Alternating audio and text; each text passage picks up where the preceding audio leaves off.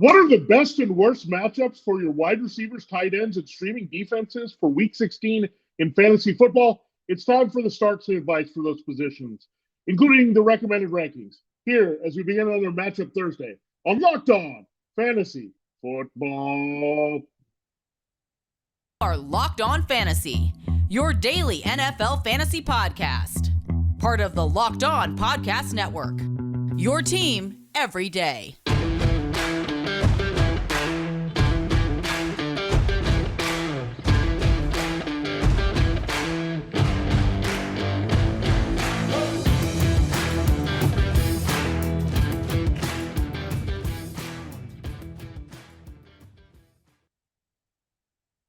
Greetings, everyone, and welcome to another edition of the Locked On Fantasy Football Podcast. As usual, I'm your host, Vinnie Iyer, and I'm not doing this. I'm writing about NFL and fantasy football for sportingnews.com. A lot of changes we're navigating through. Some injury concerns, especially quarterback, changing the values of some players. We're already working through some running back things. And also on top of that, weather, wind, rain, snow, cold. Yeah. This time of year, that's the danger of fantasy football playoffs, right? We have to deal with all that and to figure out the best plays across positions. Now, I wouldn't go too nuts worrying about weather. I think the biggest games to be affected right now, with the wind being a major factor, is that Bears and Bills game in Chicago. That means you're probably going to get more of Josh Allen and Justin Fields getting production on the ground. So that's fine. We'll take that.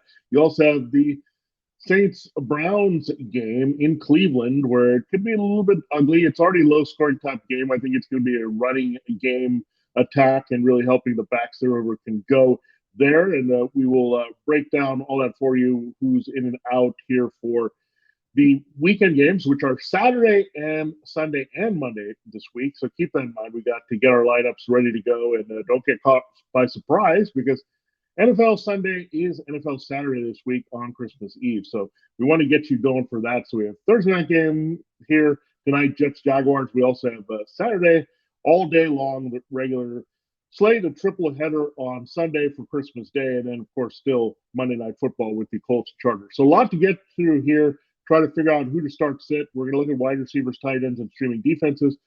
Quick updates to our quarterback list here. Ryan Tannehill is not going to be available now. He's potentially down for the playoffs as well as the regular season here. So Malik Willis is going to be the starting quarterback here for the Texans. Nick Foles was announced to be the quarterback for the Chargers game for the Colts. So you have two changes in the AFC South right there. Trevor Lawrence still going to start tonight against the Jets, and we have probably Davis Mills on the other side here of Willis in that Texans-Titans game. So a couple of changes there. It looks more and more like Gardner Minshew will be starting for the Eagles, and we'll get into that, what that means for their wide receivers here in a moment here. On Locked On Fantasy Football, as we break down the rankings there, we'll get into the wide receiver rankings to start sit advice with the guys that may be a little bit on the fence with your lineups when you're trying to make those wide receiver 3 and flex decisions, and then look at our tight ends and defenses. So comprehensive look at all positions. That's what we do in the middle of the week, matchup Wednesday, matchup Thursday. This episode, Locked On Fantasy Football, is brought to you by Prize Picks. It's a big Prize Picks crossover Thursday. Big matchups all across the NFL, presented by our friends at Prize Picks here as our network breaks down all those games with our hosts breaking them down for you. Prize Picks is so much fun and easy to play. No competing with other players, just you versus projections available. You pick 2 to 6 players. They score more or less than their prize projection. You can win up to 10 times your money on your entry. You can literally take less than 60 seconds to enter. It's that easy. We love Prize Picks, and we know you will love too. And first-time users can receive a 100% instant deposit match up to $100 with the promo code LOCKEDON. That's prizepicks.com, promo code LOCKEDON. And don't forget, we will have our Prize Picks picks of the week there with the projections available that we're going more or less on. Usually we do more here, and we'll do that on Friday when we do DFS, along with our other advice there, including the injury updates you need to know for Saturday, Sunday, Monday. All right, let's dive into the wide receivers here. A lot to talk about here. We'll start looking at the rankings first here in our first segment. These are potentially your wide receiver 1s and 2s this week. If you're in a 12-team league, we covered the top 24 here for you. That just happens to be how it plays out this week. We do have an injury concern there. We'll get to it as we go along. Justin Jefferson stays at the top here in that matchup. So really like Justin Jefferson against the Giants at home. So he's good to go here as always, number one. Davante Adams, I think, will have a rebound game here. They're playing the Steelers. Steelers secondary is a little bit vulnerable at this point. So tough matchup against the Patriots last week, but I think JJ comes through as well as Davante Adams again as the top two. Tyreek Hill, looking at him against the Packers. They do have Jerry Alexander, but he's struggling. You can also move Hill to the inside here. So I like him as well to keep hot here against the Packers. Jamar Chase playing against the Patriots. The Patriots a little bit banged up on the outside with Jalen Mills and Jonathan Jones, their corner. So that will help Jamar Chase wherever he lines up here. They're actually pretty good in the slot, but Jack Jones, who's been playing inside, he's also hurt, the rookie from Houston. So good choice here for Jamar Chase moving around. I am at number 4. Now, we mentioned the Eagles with Gardner Minshew. We know A.J. Brown and Jalen Hurts have incredible chemistry, but the Cowboys secondary has really struggled. We saw last week, Zay Jones, Christian Kirk, those guys went off last week.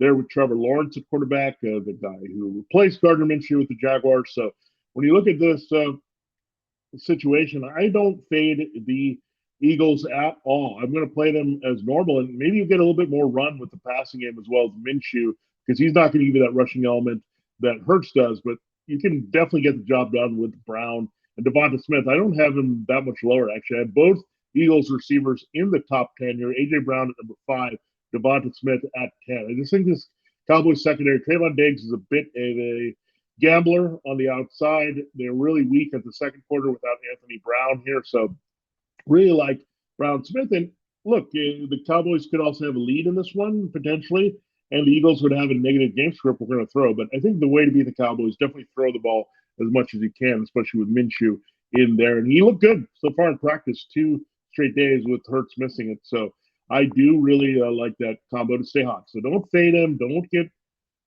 kind of worried about this. It's a great offensive line, great weapons. The matchup is very good. So Minshew, good streamer, as we mentioned, but the weapons, Brown and Smith, are just too good. And that's a big reason why we like Minshew as kind of that 1 week play you can look at. Stephon Diggs, speaking of Trayvon, his brother is playing there against the Bears. It's a really good matchup here. The Bears secondary having a few injury issues. They're exploitable on the back end. CeeDee Lamb comes in at number 7 against the Eagles. You can't beat them a little bit in the slot. They do have Darius Slay and James Bradbury outside. Avonte Maddox is inside. So Lamb, about 40% of the time in the slot, that's going to help him in this matchup against the Eagles. Look at Jalen Waddle here. Yeah, so another duo in the top 10, the Dolphins, they're going to get it going. And not much there with Eric Stokes down for the Packers. Alexander struggling. You can exploit them with the 2 wide receivers. I think this is a sneaky, high-scoring game between these 2 teams with Aaron Rodgers and Tua Tagovailoa. All right, DK Metcalf is another player that should dominate targets here with no Tyler Lockett. He's got the hand and figure injury. You do have Marquise Goodwin on the other side. Noah Fant's also a little bit banged up. So this is looking really good for DK Metcalf. Good matchup against young corners there for the Chiefs. DeVonta Smith, as we mentioned, number 10. Garrett Wilson. Jags secondary is still pretty weak here. They do have a pretty good corner in Tyson Campbell, but they can move around Garrett Wilson and scheme him inside open. They got Trey Herndon there. Really beatable. You have also the veteran from the Rams, Darius Williams in there. But when you look at it, Wilson's playing. He's a top 12 receiver. DeAndre Hopkins, look, it's a really tough break here to get Trace McSorley, quarterback. That's the other change here with Colt McCoy concussed. But the Buccaneers secondary is beatable. Jamel Dean is banged up here. He works inside, so they can put Hopkins inside. They have Sean Murphy, Bunting, Carlton Davis. None of these guys are playing all that well. So Hopkins should dominate targets here for the young quarterback, Trace McSorley. Christian Kirk, tough matchup really against the Jets. They're pretty good all over the field with their corners, but still going to put him in the top 20 as a top wide receiver 2 this week. Keenan Allen, Mike Williams back-to-back. Hard to tell who's going to go off a little bit more, but I like both of them. Against the Colts secondary, really struggled against the trio of the Vikings, Jefferson and Adam Thielen and KJ Osborne last week. Amon-Ra St. Brown came through in a pretty tough spot last week with decent numbers in the slot against the Jets. They're playing the Panthers this week, a little bit tougher, but again, Panthers tougher on the outside, weaker in the slot, so Amon-Ra stays at 16. T. Higgins, good matchup again. We talked about this Patriots outside corner injury, so that's going to help. Chris Godwin and Mike Evans like them as well. Cardinals have Byron Murphy Jr., their starting corner, their best corner. He's got a back injury. He's missed multiple games. Didn't practice early in the week. So worst, he's going to play hurt, or best, he's going to play hurt. At worst, he misses the game again. So when we look at it, you got Marco Wilson, the second corner. He's got a growing injury. So this is an opportunity here for Godwin Evans to stay hot for Tom Brady.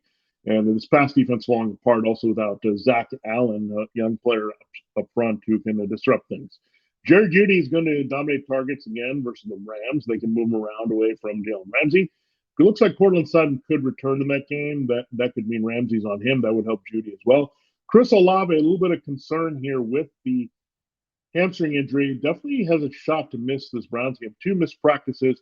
Jarvis Landry also popped up, so it could be more Rashid Shaheed time against this matchup against Denzel Ward and Greg Newsome for the Saints. And again, this also would say more Taysom Hill in this matchup. We already don't have Mark Ingram in the backfield. If they don't have Olave, they're going to try to fire up Taysom Hill a little bit more. Christian Watson, you cannot sit him. I know the tough matchup last week didn't come through.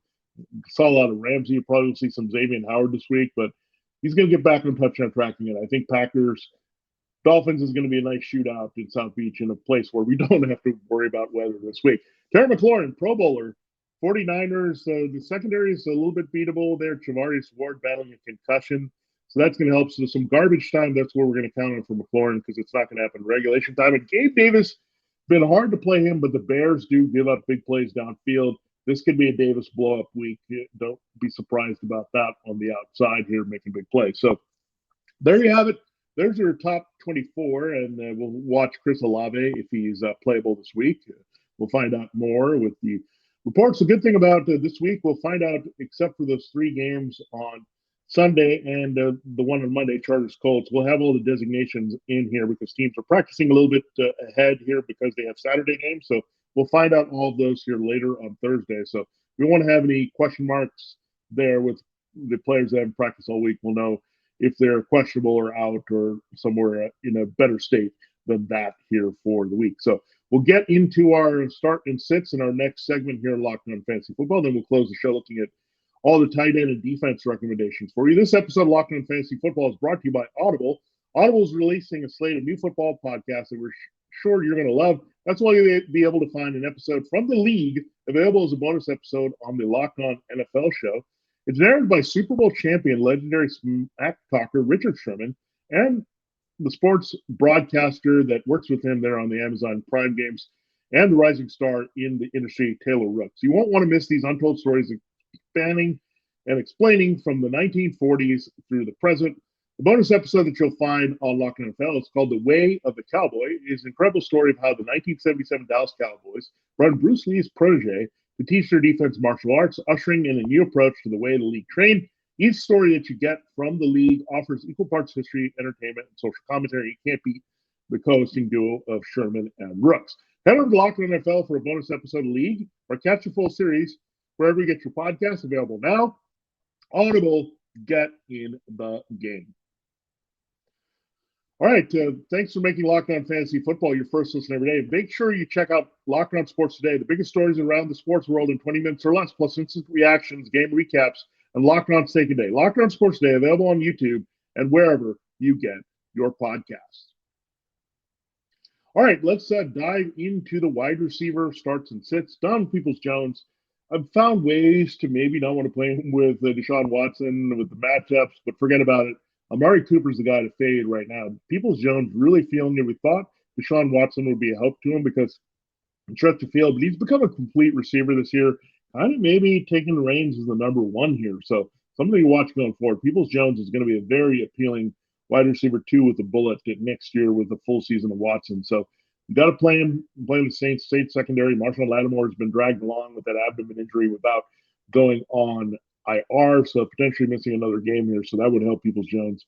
I just don't feel it with Cooper and Watson, but I can definitely see it with EPJ and Watson at this point. Zay Jones, look, the matchup is not great here tonight. You have Sauce Gardner and DJ Reed, but Zay Jones has crept into wide receiver 2 territory. I know last week was a big part of it with the 3 touchdowns, but he's just too involved right now, and Trevor Lawrence and this offense are playing too well. So I would temper my expectations. You'd be happy if he got like a 6 for 60 game in this one, but that's what you're looking for here. So again, that's a wide receiver 3 play. You'll take that most of the times, especially in half and full point PPR. DJ Moore, I do like this week. I know Jeff Okudah is playing pretty well here, but they're going to have some garbage time, I think, against the Lions. If not, they're getting ahead of it. Sam Darnold did connect with him well, and they scored a touchdown last week, so that's that. Chris Moore, Brandon Cooks, which one do you go with? I trust Chris Moore a little bit more. He's playing through an injury. Cooks as well. He should return here. Nico Collins probably not going to return. So that helps Moore stay in the starting lineup. So Moore, Cooks, Philip Dorsett. Again, right now, Moore has the momentum here with Davis Mills. Cooks has just not played enough. So I would go Moore if I'm going with a Texans receiver in that matchup against the beat-up Titans secondary, probably without Christian Fulton and Amani Hooker for one more week. Deontay Johnson and George Pickens, I love that. The Raiders really cannot cover either one of these guys here. So good heat up by Deontay Johnson and Mitchell Trubisky. You're going to get Kenny Pickett back at quarterback, so that's going to help Pickens this week, as well as Pat Freiermuth with the matchup all across the board is great there. Now, you can't expect a lot. There's some weather there in Pittsburgh that we're worried about, but again, I think they'll open things up with Pickett. The Raiders can provide a little bit of resistance and scoring, and that's going to help. You look at Treylon Burks. I'm going to play him this week. I know it's Malik Willis, but they had a rookie connection there in training camp in the preseason, and Burks is their playmaker, and really the Texans secondary without Derek Stingley Jr., no shutdown types there. They can also throw underneath shorter passes to Burks, much like they trust Shigazim Okonkwo there. So they're going to be all rookie focused here, except for Derrick Henry leading the way and opening things up against that Texans defense this week. Elijah Moore, I really like this week. So all the Moores, DJ Moore, Chris Moore, Elijah Moore, how do you like it? More. The Jaguars corners are not good at all. Again, they struggled most in the slot as well. So Elijah Moore should line up there. You got the 2 outside receivers to attract attention, Garrett Wilson and Corey Davis. So Elijah Moore has his best game of the year, I think, tonight. Hunter Renfrow, he got his feet wet. They eased him in a lot more than Darren Waller last week. I think he'll be busy. The Steelers can't struggle in the slot. Could be a high-volume game for the Raiders. So I'm looking at Hunter Renfrow, more PPR-leaning leagues for Hunter to produce in that game. Romeo Doubs, look, he might get that matchup away from Xavier Howard. He was their leading receiver last week, so there's a good chance Watson and Doubs scored this week. So I do like him. Jahan Dotson has been a bit on a heater whenever he's played healthy with either Carson Wentz or Taylor Heineke. Good season for the rookie from Penn State. And again, there should be some time later in the game to throw. So McLaurin and Dotson can put up the numbers late here, probably against the 49ers. I expect the 49ers to smash the Commanders. That's going to help there. And if you're going to go with the Giants wide receiver, what do you do? Darius Slade and Richie James? No, I'm going to go with Isaiah Hodgins this week. I just feel like he's gaining a little bit of momentum. They like him. The coaching staff is scheming some stuff for him. So I'm going with Hodgins if I'm going with a Giants receiver that's a little bit desperate, deeper league situation there that you're looking at with that player. Now let's look at the sits at wide receiver. Brandon Ayuk called it last week that Ayuk was not going to see a lot of work here. The Seahawks secondary was tough. Same thing with the Commanders. They played better on the back end of late. I don't think they need Ayuk all that much. If Christian McCaffrey's dominating and Deebo Samuel's out, I think you'll see a little bit more of George Kittle like we did last week. So the Commanders are pretty good against the tight end, and they're pretty weak at cornerback. I just don't trust Brandon Ayuk and the Brock Purdy connection here. That matchup, Amari Cooper, we said, not looking good so far with Deshaun Watson, just looking more DPJ's way, so we're not going there. Michael Pittman Jr., I don't love it. The Chargers are pretty good on the outside with Michael Davis, and they also have a very good slot corner in Bryce Callahan. So when you look at the Colts here, it's just brutal. I think you'll get some downfield action there with Alec Pierce, a little bit more strong arm Nick Foles, but what underneath in the slot, not a good proposition. It's Chargers. Marquise Brown, can't play him with no Kyler Murray. He was already unplayable with Colt McCoy. Now he's really unplayable here with Trace McSorley and running around quarterback, probably going to lean on the shorter passes. So DeAndre Hopkins, that's why we like him quite a bit. Security blanket receiver that can line up all over. Drake London, not going to play him against that Ravens secondary. Al Lazard, it's over. It was fun. Touchdown scoring run early in the season when they needed him, when he was healthy.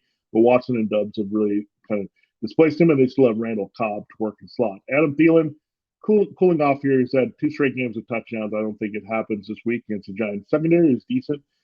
On the inside, a little bit more without Adoree Jackson. On the outside, Tyler Boyd, not going to play him, not getting enough there. And again, if the Patriots have a strong spot, it would be in the slot more than on the outside. DJ Chark, not going to feel it again. Very similar to last week's matchup against the Jets, not wanting that outside. Michael Gallup and Noah Brown. Really, the Cowboys are down to CeeDee Lamb. It's the only guy you can really trust consistently here in this past game with Dak Prescott.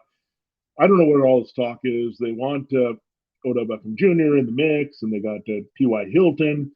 They don't really want to trust the rookie, their Jalen Tolbert. So I just don't know. I think it's like a wide receiver 2 by committee after CeeDee Lamb, and I'm not feeling it there in the Eagles secondary. Curtis Samuel, the return of Dotson is just really not great for Curtis Samuel. Again, he has to get enough work in the running game and scoring opportunities, and that's not necessarily coming with Robinson and Gibson in the backfield, and now Dotson back healthy for the passing game. Jacoby Myers, I don't want to go there this week. I did make a bad joke. This is a totally lateral move. That's what I wrote. We had to do it with Jacoby Myers. It was brutal last week. I'm surprised he's still a Patriot, to be honest with you. Bill Belichick is like Jacoby Myers, but I think, again, Bill Belichick also knows if Myers walks in free agency, he's going to get some draft pick compensation. So I think that's the only reason why Myers is still a Patriot right now. I'm not going to trust any of the Chiefs receivers. We saw what the Seahawks did. They can contain on the outside and inside. So Juju Smith-Schuster, not interested in him. Marcus Valdes-Scantling, Kadarius Toney looks like he's going to come back. But I think it's a big, big Travis Kelce and running game for Kansas City working around Patrick Mahomes. Ravens, we're not going there. DeMarcus Robinson just hasn't come through. Devin Duvernay has disappeared here. So not going to even go there. Even the Falcons secondary can be beat. And Rams, the Broncos are really tough. Ben Skoranek is hurting here. Van Jefferson could see a tough matchup here for the most part against Pat Surtain too. If Skoranek doesn't play, there's nothing to see there in that matchup. So there you have it. There's a breakdown of the wide receiver start and sit advice here with the recommendations playing off our rankings of the week here on Locked On Fantasy Football. We do have to finish with our tight ends and streaming defenses on a matchup Thursday here. BetOnline.net is your number one source for sports betting information, stats, news, analysis. So why should you go to BetOnline, where they're going to take care of you with the best resources in the action business here for you? And really, you got to take advantage of it because we got the action still going hot here. Not just the NFL, but we've got college bowl season.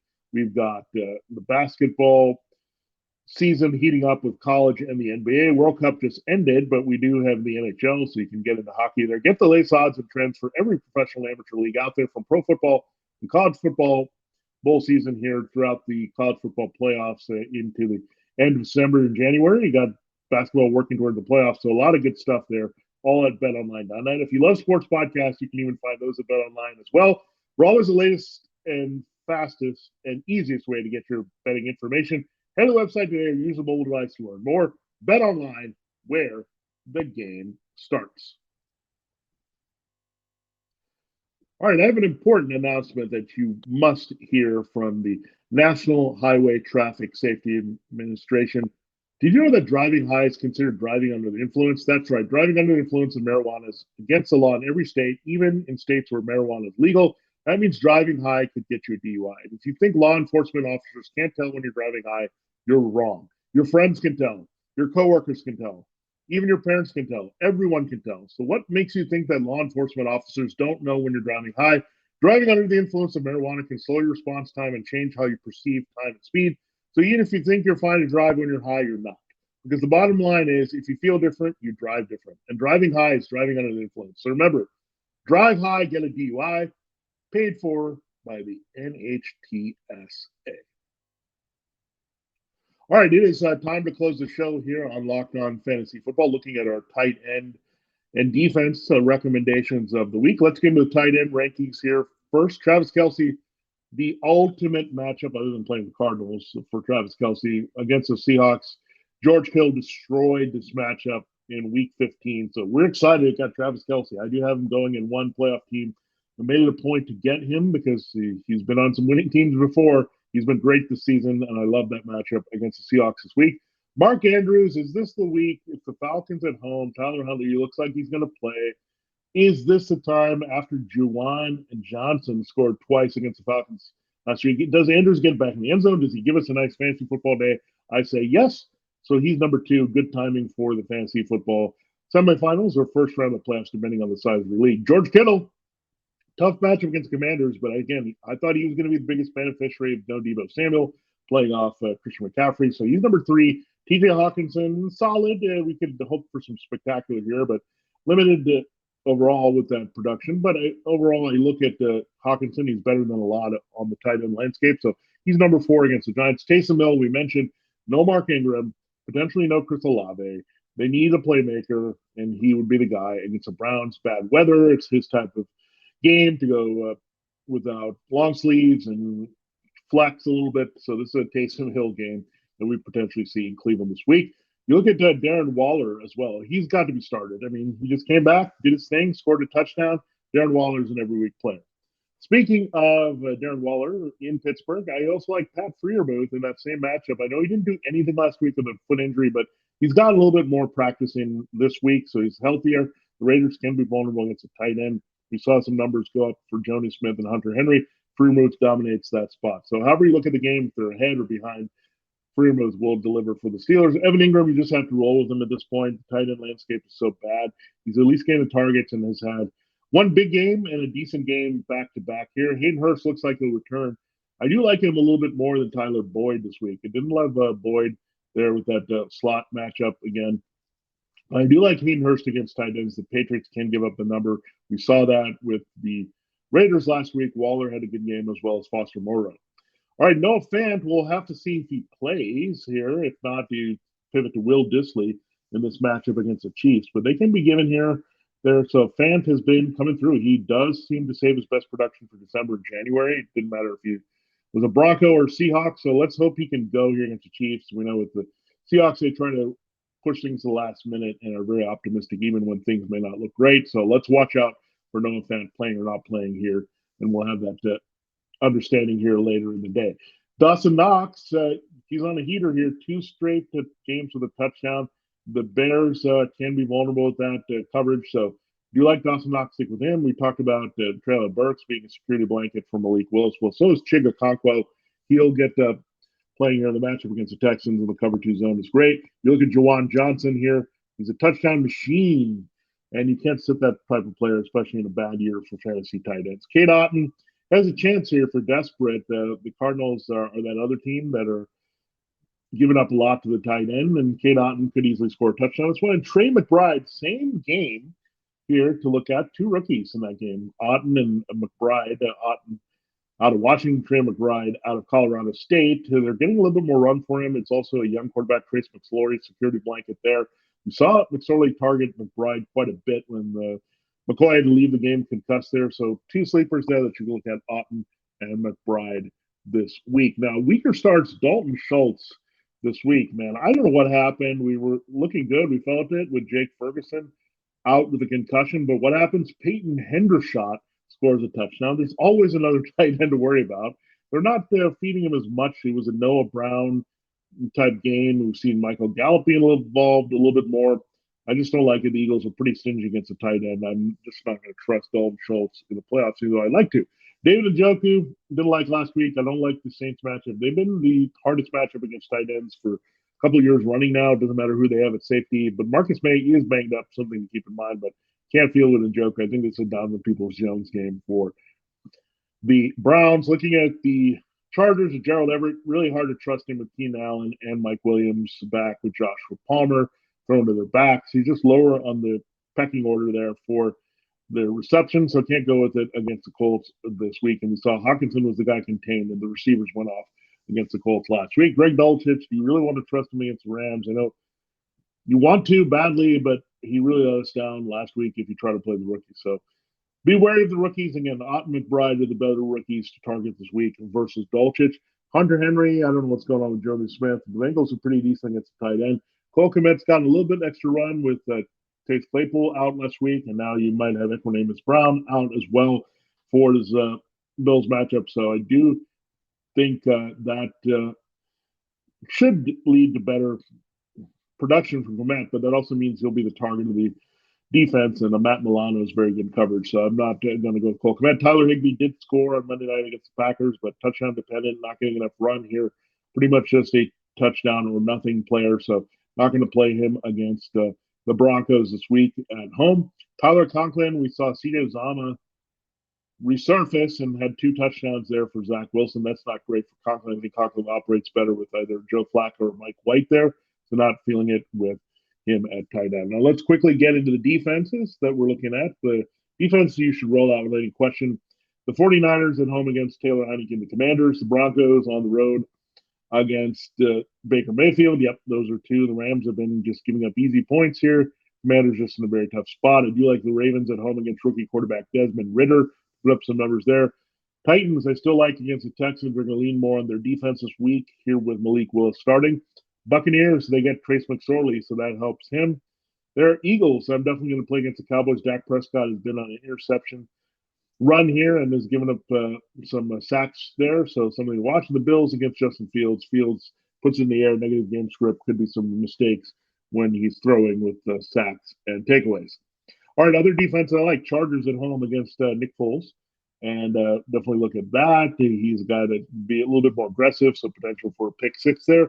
Rams, they're at home against the Broncos, against Russell Wilson. Broncos offense is just inept. Rams defense is pretty tough, so I like them this week. So the two LA teams have good matchups here in week 16. Browns at home against Andy Dalton. Dalton probably overdue for a huge mistake that goes to the house the other way. So I do like that. The conditions are also bad with the low-scoring game, so Browns are a safe floor play this week as well as high ceiling. Bengals, look at Mac Jones. He was terrible last week. I thought he was going to come through against Raiders, but Mac Jones maybe just stinks, and that could be a problem. And the Bengals don't have Trey Hendrickson or Sam Hubbard on their pass rush, but they can make it tough, get ahead on the Patriots, and put Mac Jones in an uncomfortable position for most of the game. Look at the Steelers. So, yeah, at home, they're bringing T.J. Watt. Derek Carr is in trouble here. Lions, you can look at Sam Darnold. They're playing better defense with Aiden Hutchinson and company, so look at that.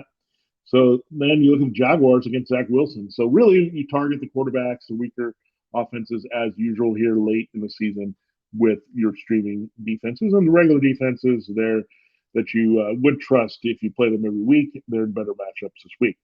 All right, the weaker defense is Chiefs. I don't know why they keep popping up in the top 12 here. They just are very ineffective. The Seahawks are good enough offense where you cannot play the Chiefs. The Cowboys not going there against the Eagles. I get people might say, okay, it's Minshew instead of Hurts, but Minshew actually won't expose himself to sacks as much because he won't run quite a bit, so it's going to not be a good game for the Cowboys. Jets, I'm not going to feel it. I don't want to be arrogant about that. Trevor Lawrence said the Jaguars' offense is pretty hot. Patriots, I'm not going to play them against Joe Burrow. Commanders, no way. On the road against Purdy and McCaffrey, that duo, no. The Saints, with Watson on the other side, the potential to be run over in that game in Cleveland, we're not going there. And then finally, the Vikings, that might say, okay, it's old Daniel Jones. We might try to get them in that matchup, but we're not going to do that here with the Vikings in Week 16. So there you have it. There's a look at your recommendations for wide receivers, tight ends, and streaming defenses, the rankings, the start-sit advice there. So comprehensive look and the factoring the latest news information. That's what we'll do when we do our injury and DFS reports to close the week on Locked On Fantasy Football on a Friday. Thanks for making this show your first listen day. Now make your second listen, Locked On Sports Today. Peter Bukowski brings you the biggest stories from around the sports world in 20 minutes. Get the analysis and opinions before anyone else with our local national experts and insiders. Locked On Sports Today podcast available on YouTube and wherever you get your podcasts. For Locked On Fantasy Football, this has been a Matchup Thursday hosted by Vinnie Iyer. See you next time as we break down DFS for FanDuel, DraftKings, and our prize picks the week, as well as the injury updates you need to know going to Saturday, Sunday, and Monday's games.